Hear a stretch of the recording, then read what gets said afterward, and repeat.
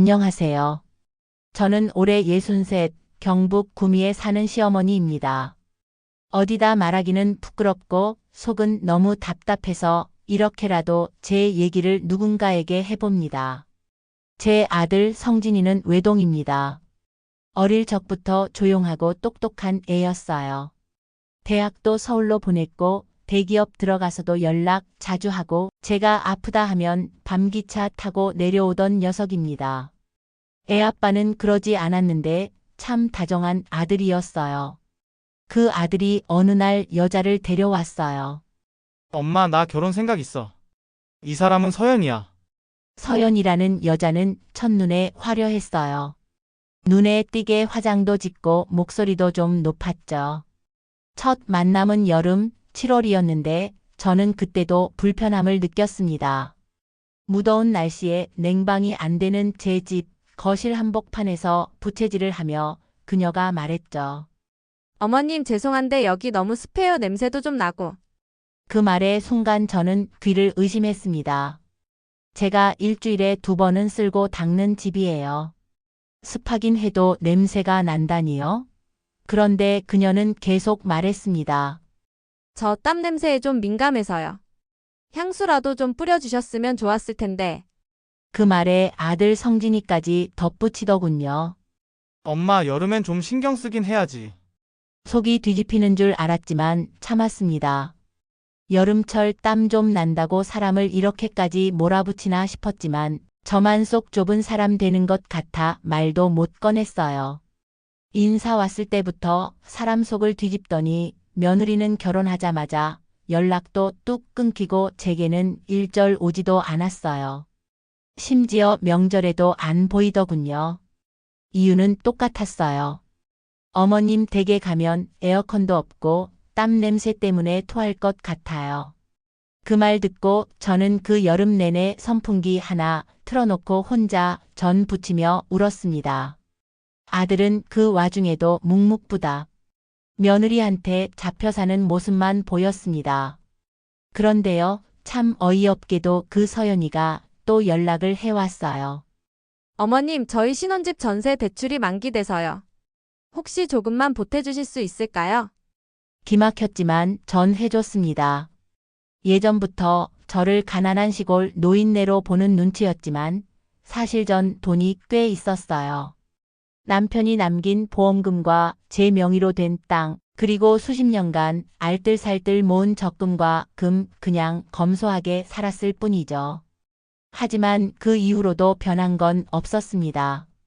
돈을 받고도 연락은 더더욱 끊겼고 명절에도 생일에도 아무 말 없이 지나갔습니다. 어느 날은 이웃한테 이런 소리를 들었습니다. 서연 씨가 그러던데요.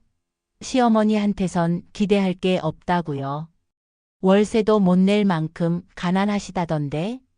그 말을 들은 날 저는 손에 들고 있던 장바구니를 그대로 내려놓고 한참을 서 있었습니다. 내 아들이, 내 며느리가 나를 그렇게 말하고 다닌다고? 더는 안 되겠다 싶었죠. 그런데 그날 저녁 아들한테 전화가 왔습니다. 엄마, 혹시 이번 달에 300만 원만 빌릴 수 있을까? 처음엔 그냥 넘겼습니다. 그래, 힘든가 보다 하고. 그런데 한 달 뒤 또 전화가 왔어요. 이번엔 500만 원. 서연이가 임신 중이라 일도 못하고 내가 실직해서 좀 엄마 한 번만 더 도와줘. 그렇게 몇 번을 반복했는지 모릅니다. 이름은 늘 빌림이었고 갚은 적은 한 번도 없었습니다. 처음엔 며느리가 고개라도 숙였습니다. 감사해요 어머님. 그런데 나중에는 문자 한 줄 없이 아들 통해 돈만 요구했죠. 심지어 아들은 한밤중에도 전화해서 아내가 우울증이라 병원비가 필요하다고 울먹이기도 했습니다. 처음에는 안쓰러웠습니다. 하지만 나중에는 이상했죠. 임신했다던 며느리는 SNS에서 놀러나 다니고 있었고 온갖 명품 쇼핑까지. 결국 저는 아들에게 말했습니다.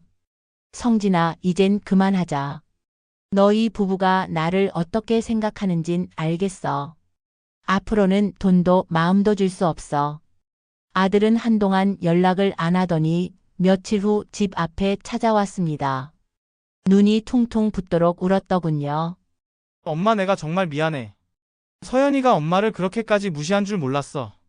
근데 이제 너무 늦은 것 같아. 우린 집도 잃었어. 그 말에 저는 아무 말도 하지 않았습니다. 그날 이후로 며느리 서연이는 직접 연락을 해왔습니다. 처음엔 살갑게 시작하더군요. 어머님 그동안 많이 오해가 있었던 것 같아요. 어머니 땀 냄새 때문에 예민하게 굴었던 것도 제가 너무 비위가 약해서 상처를 드렸나 봐요. 그러더니 이내 본심이 나왔습니다. 혹시 전에 말한 적금 중 일부라도 조금만 도와주실 수 있으세요? 저 지금 일도 못하고 월세도 밀려서요. 그 말을 듣는 순간 저는 단호하게 말했습니다. 서연아, 너는 내 땀 냄새가 싫다고 했지. 지금 내 옷에 밴 건 뭐니? 빈 냄새야. 근데 이상하게 나는 그 냄새가 하나도 안 불쌍하게 느껴지질 않네. 그날 이후 둘은 완전히 손을 들었습니다. 몇 달 후 성진이는 편의점 야간 근무를 시작했고 서연이는 SNS를 비공개로 돌렸더군요. 그리고 한번 성진이가 다시 찾아와 이렇게 말했습니다. 엄마 그때 엄마가 돈 줄 때는 당연하게 생각했어. 근데 지금은 그 돈보다 엄마 마음이 더 그리워. 우리가 엄마를 사람 취급 안 한 거 너무 후회돼. 저는 그 말을 들으며 말했습니다. 지금 후회해도 괜찮다. 근데 다시는 나를 만만하게 보지 마라. 난 너희한테서 땀 냄새가 싫어서가 아니라 진심 없는 냄새가 나서 멀어진 거니까. 그 말을 들은 성진이는 고개를 숙인 채 아무 말도 하지 못했습니다. 이후로 그는 진짜 변했습니다. 낮에는 공사장에서 일용직, 밤에는 택배 상하차를 뛰며 조금씩 빚을 갚기 시작했어요. 주말마다 직접 반찬을 해서 들고 오고 처음으로 제 손에 용돈이라며 10만 원을 건넸습니다. 엄마 많이는 못 드려요. 근데 이제부터는 내가 조금씩 갚을게. 그 모습에 마음이 흔들렸지만 저는 일부러 표정을 굳혔습니다. 지금 봐주는 순간 또 예전으로 돌아간다는 걸 누구보다 잘 아니까요. 한편 서연이는 처음엔 모습을 보이지 않았습니다. 그런데 몇 달 후 우연히 시장에서 마주쳤어요. 전보다 살이 빠지고 화장도 안 한 초췌한 얼굴로 말하더군요. 어머님 저 요즘 요양보호사 공부 중이에요. 일 좀 하려고요. 제가 아무 대답 없이 지나치려 하자 그녀가 갑자기 제 손목을 붙잡았습니다. 정말 죄송했어요. 그땐 제가 너무 철이 없었어요. 어머님이 땀 흘려서 만든 반찬을 냄새 난다고 밀어내고 지금은요, 그 냄새가 그립기도 해요. 저는 잠시 그녀를 바라보다가 말했습니다. 그리우면 다시는 그런 말 함부로 하지 말고 사람 냄새 나는데 익숙해져 봐라. 그 이후 서연이는 매달 한 번씩 손 편지를 써서 제게 보냈습니다. 직접 다가오지 못하고 우편함에 놓고 가더군요. 이달의 참회 반성문처럼요. 처음엔 읽지도 않았지만 시간이 흐르자 그 글에서 진심이 느껴지기도 했습니다. 그리고 어느 날 두 사람은 제 생일날 작은 케이크 하나 들고 조심스레 찾아왔습니다. 엄마 우리 정말 달라졌어요. 아직은 부족하지만 이제야 그때 어머니가 왜 그랬는지 조금은 알 것 같아요.